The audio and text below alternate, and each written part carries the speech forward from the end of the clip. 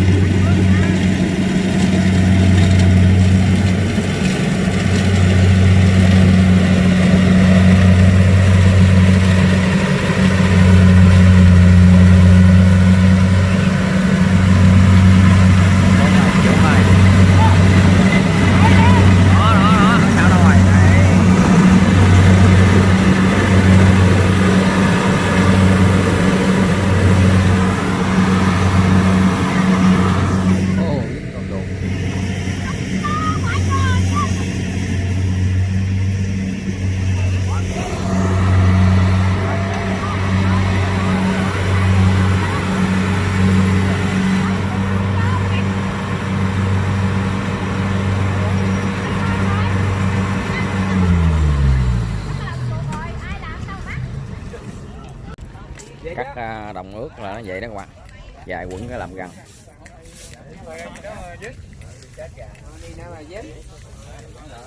Khúc gán hả? Nó xoay vòng lại nó ra rồi. Khúc gán đâu ướt đâu. Dạ dạ dạ. Thưa chứ đâu. Con gắn bự. Con trống á. Nó là kẹt con cá rồi. Ở đây con bạo đi.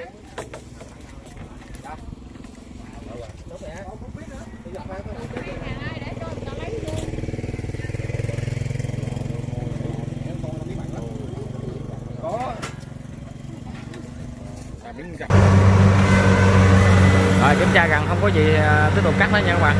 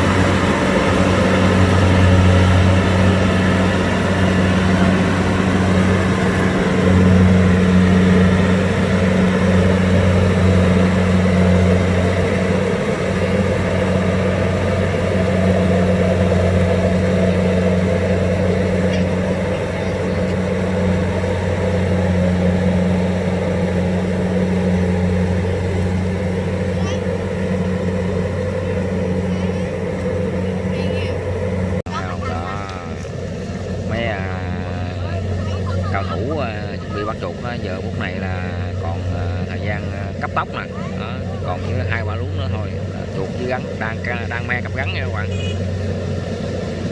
Gắn này gắn nước, không biết có bắt được hay không, đang me ngắm con chuột này.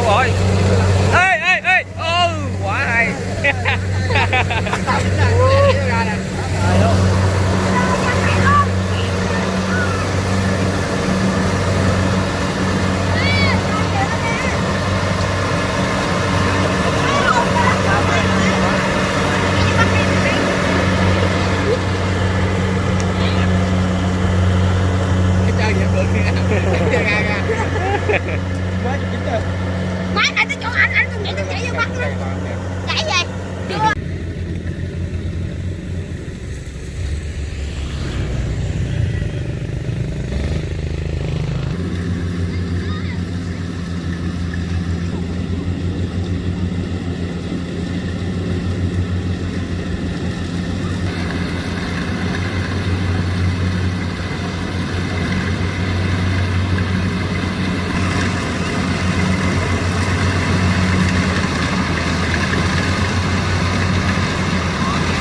Dưới này có chuột, cái khúc dưới là bắt đầu chuột nó ra rồi.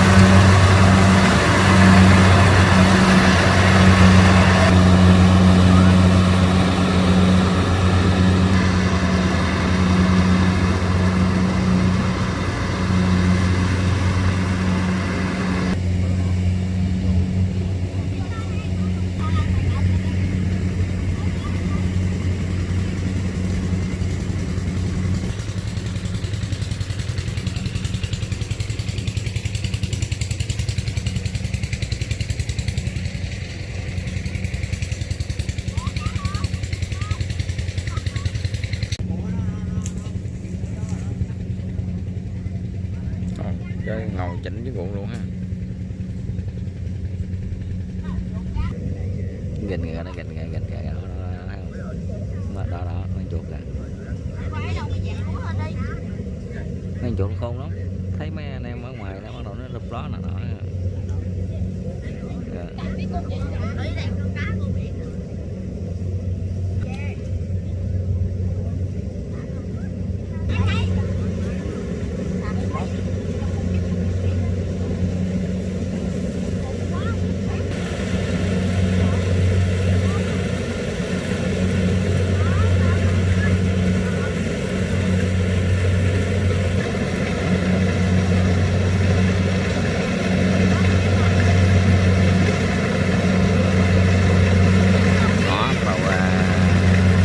Bố trí nha trong có thấy nào chạy ra.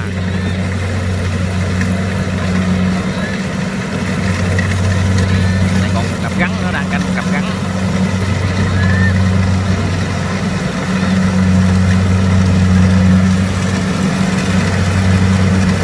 Máy nó lúc xề luôn à. Ê, lúc đó nó lại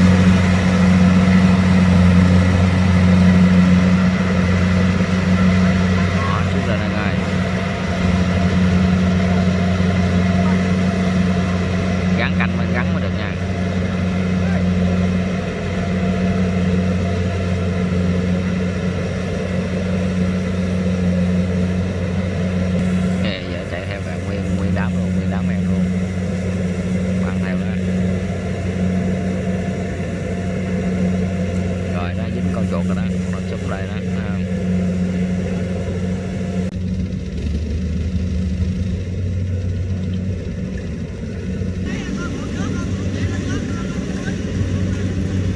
Giờ còn dùm cuối đó các bạn, dùm cuối đó bắt đầu mấy anh em chạy theo chạy chỉ gần nhiệt tình luôn.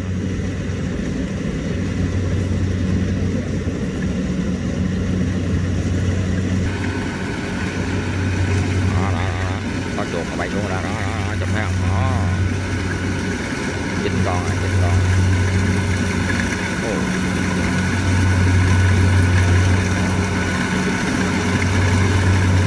Chạy lăn tăng rồi, quá trời. Ô, rượt con nó liền, rượt liền. Ôi, con nó bay xa quá, con nó nếu mà rượt là được á. Ôi, chuột chưa vui, ôi, quá trời luôn kìa. Ô, dữ dằn luôn kìa. Chiếc, coi giật ra, kìa. Dữ dằn luôn ha các bạn. Đó, đây nữa nè. Ê, cho lên kìa, đó. Chiếc lên. Ôi, nó túa ra quá trời luôn. Ok.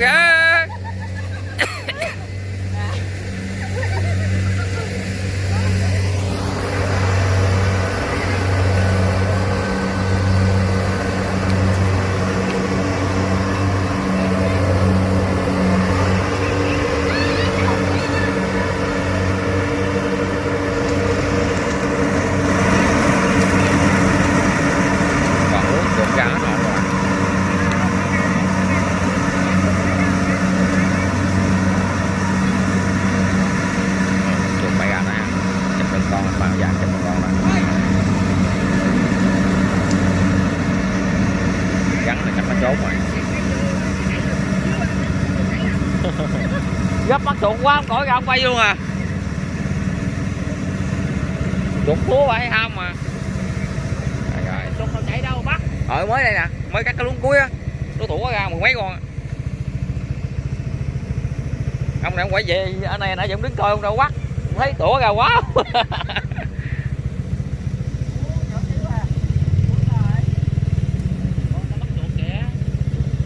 Đâu rồi mất luôn rồi rồi. Dạ. Ôi ở sao kìa, quá trời luôn kìa. Ô, nó nhào kìa. Ô, gắn hay gì đây? Rồi dính gắn rồi đó. Kìa gắn nãy nó quơ kìa, vậy là gắn đó ở đây là chú nãy nói có gắn đó là nó bắt rồi đó. Gắn nước. Gắn cây đảng rồi. Nó mới bắt dính con đó chú.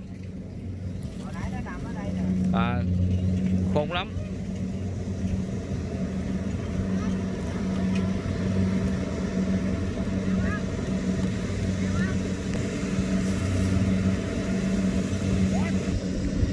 Xong rồi đấy các bạn.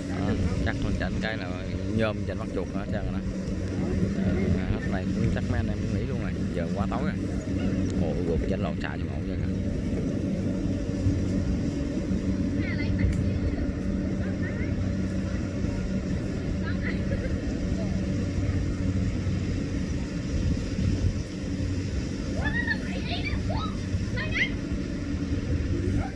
Rồi, kết thúc video tại đây luôn. Tối rồi.